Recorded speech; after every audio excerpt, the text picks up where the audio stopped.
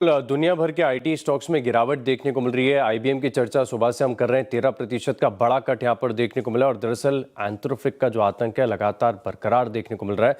अब दरअसल आप देखें तो एक कॉम्प्लेक्स लैंग्वेज होती है COBOL यानी कॉमन बिजनेस ओरिएंटेड लैंग्वेज, जिस पर अमेरिका के 95% एटीएम जो है वो ऑपरेट करते हैं। साथ में आप देखें चाहे हेल्थ केयर है या गवर्नमेंट यूसेज है, इसी लैंग्वेज इसी मॉडल के ऊपर रन करते हैं। लेकिन जब एक ब्लॉग पोस्ट पर खबर निकल कर आई कि दरअसल अब एंथ्रोपिक इसको भी रिप्लेस कर देगा, तो इसके बाद आप देखें तो एकाएक बड़ी गिरावट यहां पर आपको नजर आई।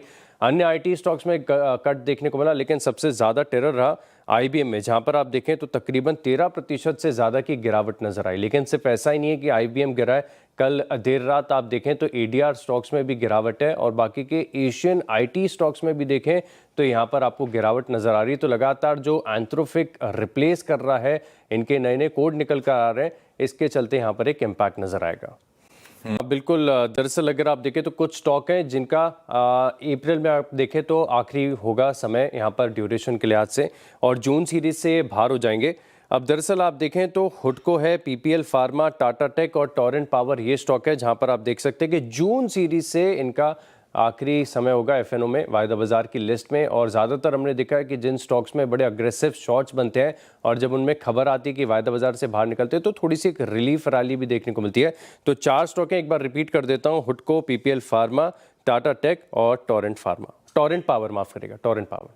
ये 4 बड़ा अपडेट यहाँ पर निकल कर आ रहा है। साइज और स्केल इन्वेस्टमेंट के लिहाज से देखें तो बड़े निवेश यहाँ पर देखने को मिल रहे हैं। दरअसल इनकी जो NBFC आर्म है, एयरटेल मनी, यहाँ पर ये निवेश करने वाले हैं और अगले कुछ सालों तक बड़ा क्वांटम तय किया। तकरीबन 20,000 करोड़ के आसपास का जो है निवेश यहाँ पर ये करने जा रहे हैं एयरटेल मनी में। तो स्टॉक पर खास नजर रखेगा और इस पे लूपिन पर खास नजर रखनी पड़ेगी। दरअसल अगर आप देखें तो इन्हें यूरोपियन कमीशन से अप्रूवल मिल गया है एक बायोसिमिलर के लिए। इसका नाम प्रोनाउंस करने का प्रयास नहीं करूंगा। सुबह आपने 7:30 बजे इसके बारे में बताया था बड़े विस्तार से। हाँ क्या ये वो सुबह बता दिया।